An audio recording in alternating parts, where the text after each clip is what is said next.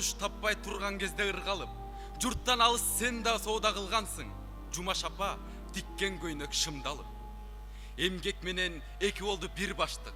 Эл аралык жүккө айланды миң каптык. Санаалары сары көкүл баланын санжыралуу тарых болду миң саптык. Башын кошуп жүргөндөрдүн чет жерде багыт болдуң, бакыт издеп кеткенге. Калп сүйлөгөн депутат да болбодуң. Канча иш кылдың, калк кадырлап эстээрге. Жарк деп сенин жаркырады кабагың. Жалгыздардын маңдайынан сыладың. Жамандыктан жаның чарчап келгенде, жанда болду жароо кериң чынарың.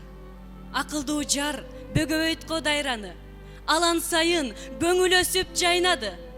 Кийимине кир жугузбай Муктардын кирпигине чаң жугузбай кармады.